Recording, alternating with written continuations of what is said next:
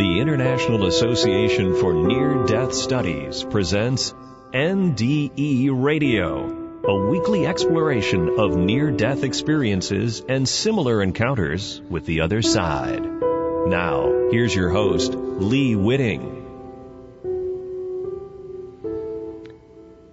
What if we did a call-in show and nobody called? 15 million Americans are estimated to have had near-death experiences, but few want to talk about it. Well, we're hoping that NDE Radio will begin to change that situation. Here's the number to call, 888-463-6748. This is IAN's NDE Radio, brought to you by the International Association for Near-Death Studies. I'm your host, Lee Whitting, for this weekly exploration of NDEs and related mystical experiences. You can join this show on Mondays at 11 a.m. Eastern Time, or catch it later on our website at nderadio.org. I opened with a question: what if we did a call-in show and nobody called? Well, folks, we have that covered, but in the meantime, please note our call-in number, 888-463-6748. In the meantime, let me give you an NDE story from the files of the International Association for Near-Death Studies. This is a biker guy who had a heart attack. And this is from this is one of our monthly choices for March of 2012. He writes, I was sitting in a bar drinking and smoking with my biker buddies. We were out partying on our Harleys. Then it happened. I got weak and started sweating. The brother saw me fading and asked, what's up? Told him I needed to go outside for some cool air. Went out and sat down on the first bike I saw, which was a big no-no, but I was fading fast and I needed to sit. The world started spinning and I hit the dirt. Lying on the dirt, unable to move, I started to laugh. I always laugh when I get scared or have extreme pain. I was looking down at me thinking, great, I'm helpless as a newborn baby. Then it hit me. I'm looking at me.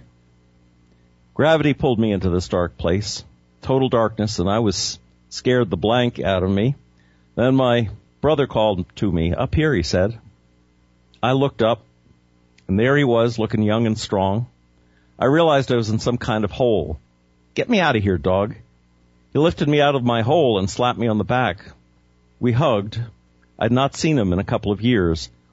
You see, dog is dead. So I'm dead now, I asked. He told me nobody ever dies, we just change. I looked around and I could see the whole of everything, planets, suns, the whole enchilada. I felt good, safe, loved, and not scared no more. He told me, you have to go back. No thanks, I said. My life sucks and this place is good. He said, it's not your decision, it's God's will. I said, why can't I stay? He told me, you haven't finished this life, you have work to do. Then pictures of my children popped out like 3D or holograms. It was like I was transported back to Earth. I was lying in the dirt again. I sat up, felt fine physically, but my mind was confused. The next day I called in sick and went to a walk-in clinic. They hooked me up to a machine and told me I had a heart attack. They did all kinds of blood tests. They put me down and sent a camera up my leg looking for the problem area, but they didn't find anything. They have me taking all kinds of pills. I'm not worried. I'm stuck here for the next 20 years or so till I finish my job. So I'm different now, way different. I can see what people are thinking or feeling. I just see it, and I'm never wrong. I think about love all the time. I forgave my ex for cheating on me. I love a baby that's not for me. He's my family. Oh, yeah, I care about my family a lot more. I'm more involved with my family. I mean, I'm all up in their business. I quit drinking and smoking. I feel like God is inside of me and I can get instruction from Him. I just have to ask and the answer comes. My anger is gone. There's a bunch of other stuff. I could go on for a long time. I could write a book on how to behave and what lies ahead in the future. My brain has more horsepower and moves at light speed. I'm reading all the time. If the old me met me now, the old one would call me a sheep. All right, that's the story from the files of IANS. All right, do we have any callers out there? Let me give you that number again. 888-463-6748. We have Janet on the line. Janet, are you there? Yeah, can you hear me okay? I can hear you fine. Okay, that was a beautiful story. It reminded me of another experience I had, but I also had a question. So it's been lots of years ago that we lived in Iowa, and there was some active paranormal activity at this house we lived in that was non-threatening. But one winter, I was outside and I slipped on the ice and hit my head on the cement. And I remember when it happened, it sounded like a glove hit me in the head, like poof. It didn't hurt, and I heard it clearly, but it was like being hit with a glove. It wasn't like I conked my head on the cement. Well, in that instant, I went down a hall, and someone was opening doors and showing me out these doors. And the second door that we went to, they opened the door, and I saw all out in the universe. I mean, all the stars, you know, the dark sky and everything. And I was going to go through there, and they said, "Oh no, you can't go through there now. You can't go in there now. You have to go back." And just in that moment, then I woke up, and I'm laying on the ground, and, you know, that went off from there, and I had a slight concussion and all this stuff. I don't recall coming back with the clarity and all the changes that you described with this biker. That was a wonderful gift and gifting that he received with his experience. So my question is, at this house, I saw this little boy and a little girl at the top of the stairs, and it was in the daytime, and these were young children. My question with that is, we've all seen a lot of things, a lot of your listeners, and that's why they listen, you know. Has anybody come back from near-death experiences and actually given information about why we see people like we see them without a body, and they fade away, and it's like we're looking into another dimension? Has anybody come back with information about why or how this happens? Well, one of the things that near-death experiencers report is when the near-death experience is going on, many of them feel like they have the answer to every question they ever had. They understand the nature of the world, the nature of our role in the world, the nature of the universe and the spirit world. They have it all. They've got it so clear.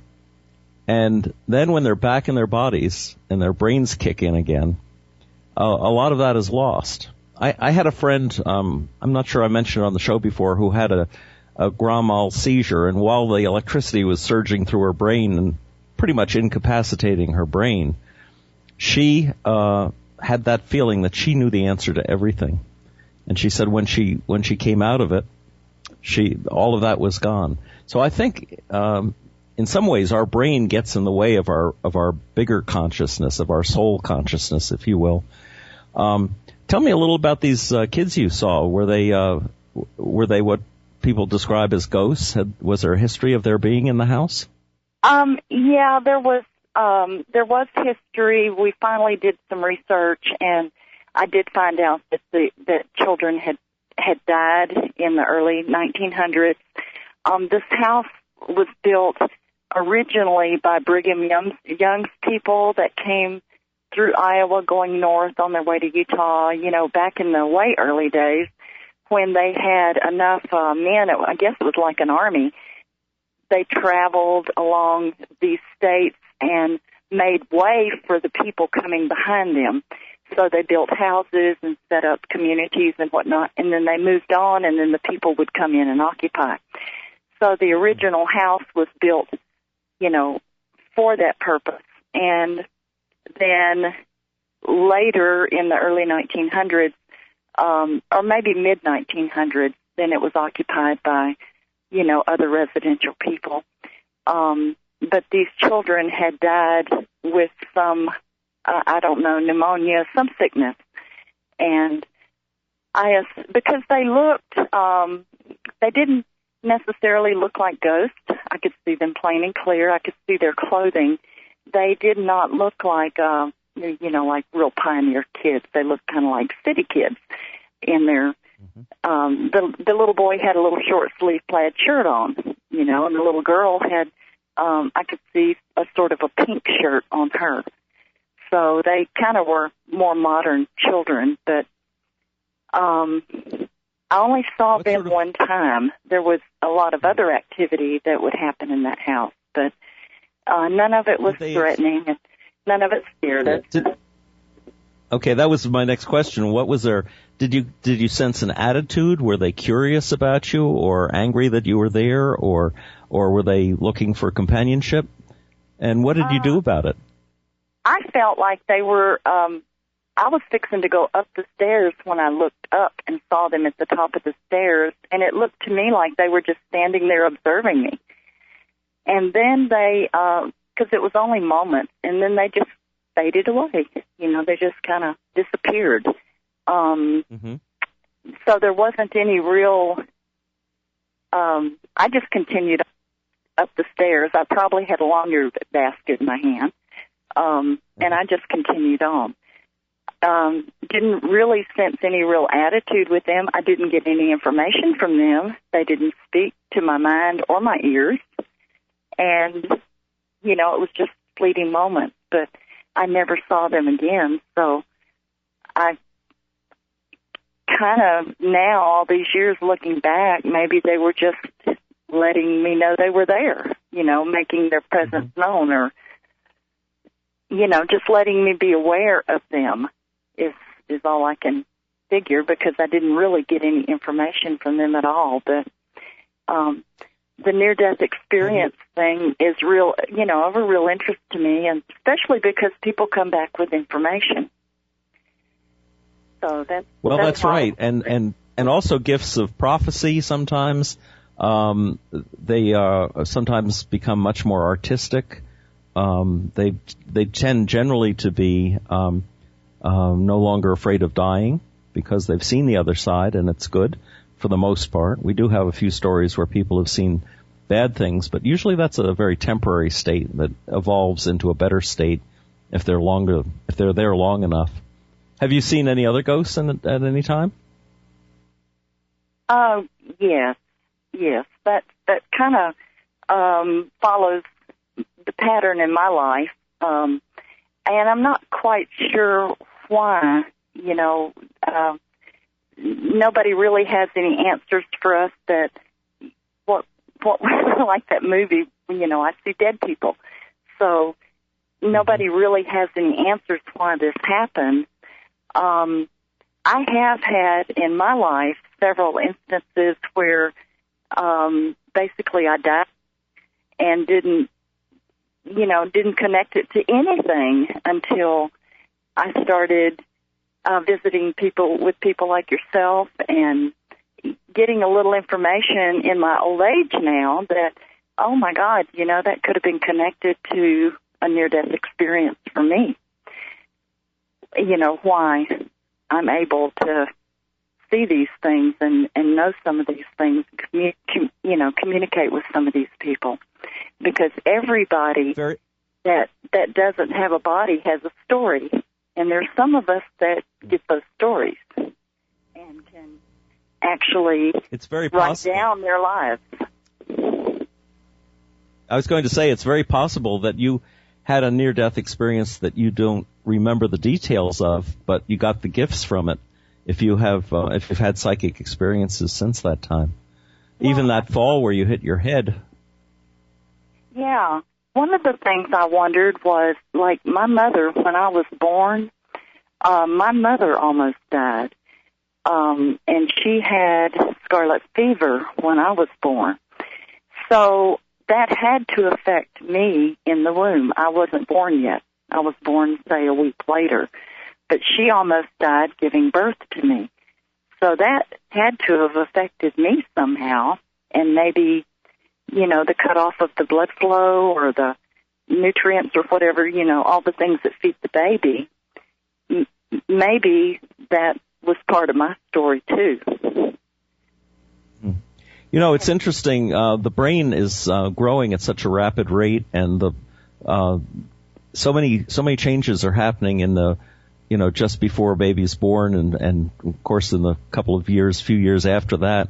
I wonder, and this is pure speculation, I don't know, maybe someone out there listening would know, but I wonder if near-death experiences that happen at that tender age are more likely to give you lifelong gifts or more powerful gifts than if someone in middle age has a near-death experience and then comes back with, with some additional properties they weren't exhibiting before. I wonder if because of our ability to grow is so great when we're tiny, maybe we get something more out of it at that point in our lives.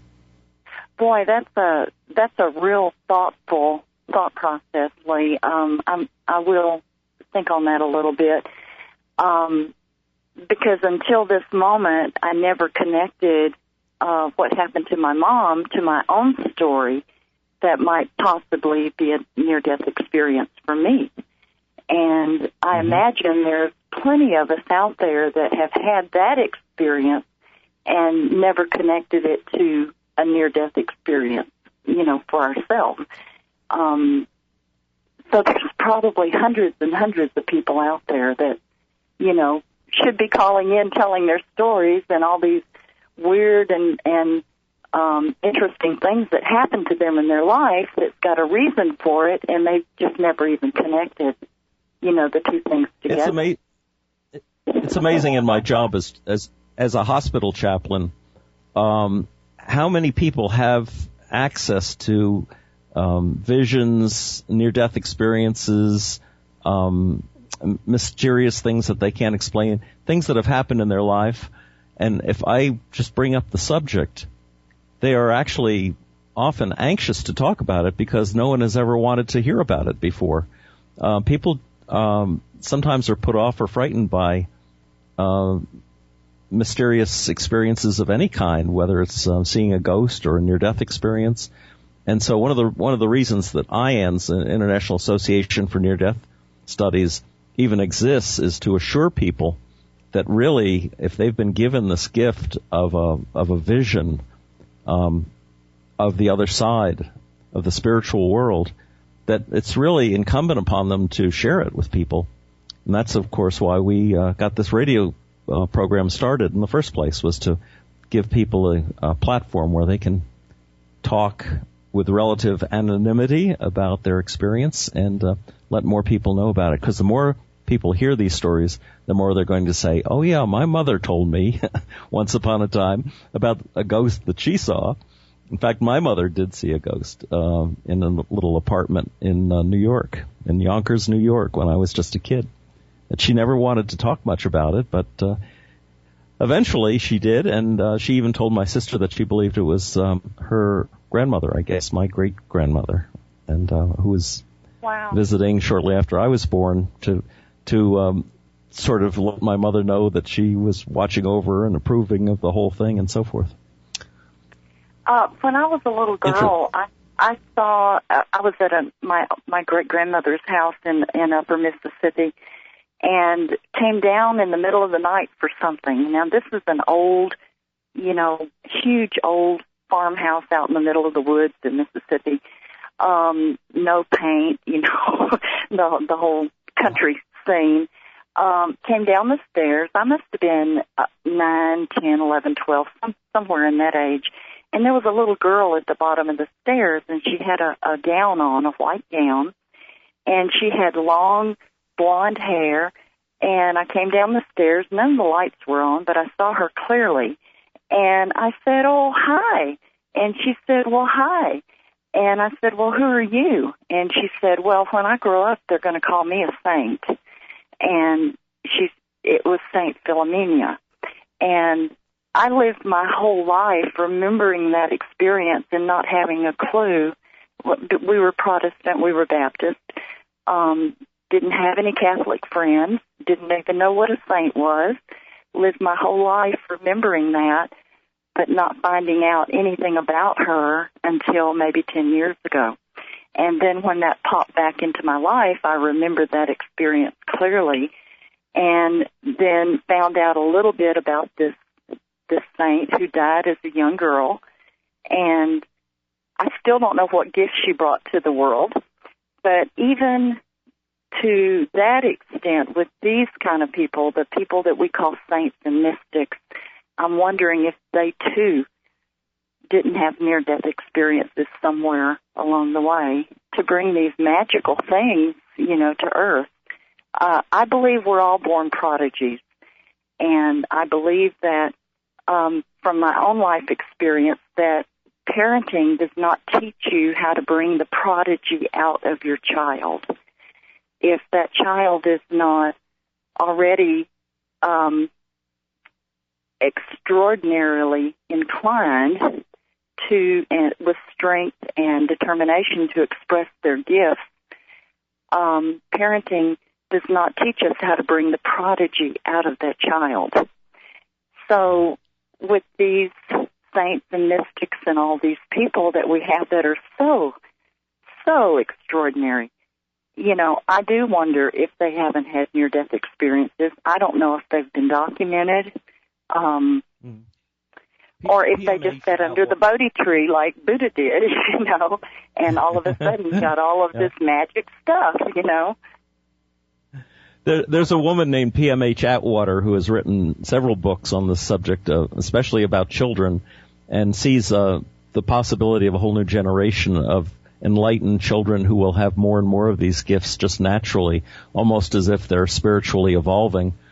My fear is, and I've mentioned this to PMH, is that their kids are so distracted these days by the electronics, by video games and TV and the internet and so forth, that perhaps they're missing the point of why they're being born into the world, because they're so caught up in other people's fantasies that they can't see the real mystery experience that should be happening in their life.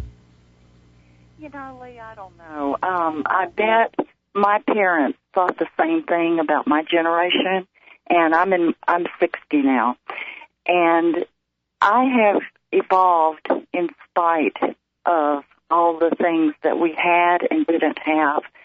And I believe that these children, eventually they'll evolve to, what is that saying? Nature will find a way.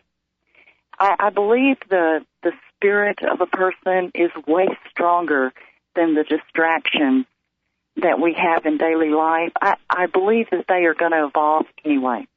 And since they're the ones to run the world, they're going to evolve in the way that the world needs them to evolve, and they're going to evolve in the way that our spirituality as a world needs them to evolve.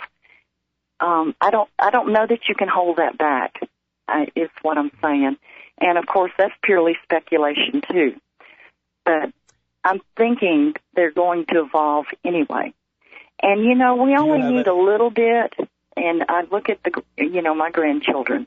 They only need a little bit of wisdom from grown-ups and other experiences to light fires in their soul. And they're going to get that from a lot of different directions. So the distractions, we may see that as, oh, my God, our generation's doomed, our world is doomed. But our generation came up, we evolved, and we're way different than our parents were. And we're way capable of handling in our world what we have to deal with today. And our parents thought we were, all hippies and flower children and all this stuff. And we did do all those things. But we still evolved. That's true. That's true. Well, Janice, thank you so much for calling in. We've used up most of the show's time, but let me see if there's anyone else out there that wants to say a few words to us. Please, thank you. You're welcome. The number to call is 888-463-6748. And if you don't get a chance to talk to us today, we'll be doing call-in shows. I hope we'll do at least one every month, because there are lots of people out there who've had near-death experiences who ought to be talking about them. I don't see any names coming up, so let me tell you a short story. This was a story that came into IANS from a liver transplant recipient. He said, he wrote, "I am a liver transplant recipient, and my NDE was the result of complications from a follow-up operation. They decided to take a liver biopsy as other tests failed to find out why my condition was deteriorating so rapidly, and this went horrendously wrong. The probe tore a gash in the side of the liver and punctured my right lung and diaphragm. This resulted in my death for 6 minutes. I felt the presence of my donor with me during the NDE." In other words, the donor person who had donated the liver obviously had died. "For the next week, I lay in a coma and was aware of myself as a dual body. Whenever I tried to move, it was as if there was another body shadowing me. I referred to my donor as she. When I spoke with my doctor next, my doctor asked, 'How do you know the donor is female?' I was right. She is always with me and visits in dreams. We talk, sort of, but I never remember what about. It's not scary, but rather comforting, mostly." Interesting take on that story. Well, I am very appreciative to Janice having called in for us and talking about her experience, especially with those little ghostly children.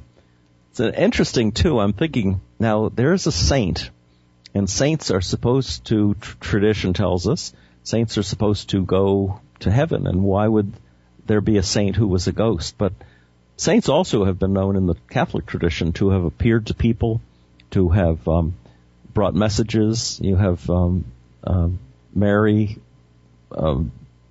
apparitions, they call them, in places like Fatima and Medjugorje, where people have seen a visitation like that, and it's always a matter of communicating something, of bringing a spiritual message, or at least a reminder that world is out there waiting for us, that we're as much or maybe more a part of that than we are a part of the earth. And also, there is a connection between the two, a strong connection. What as above, so below. Well, that's it for our second call-in show of NDE Radio. If you'd like to hear this or any other NDE Radio shows again, they are all archived thanks to TalkZone Radio at this site, NDE, Near Death Experience, nderadio.org. And for more information on near-death experiences and the work of IANS, check out our website, ians.org. And be here next Monday, 11 a.m. Eastern Time, for more NDE Radio. Thanks for listening.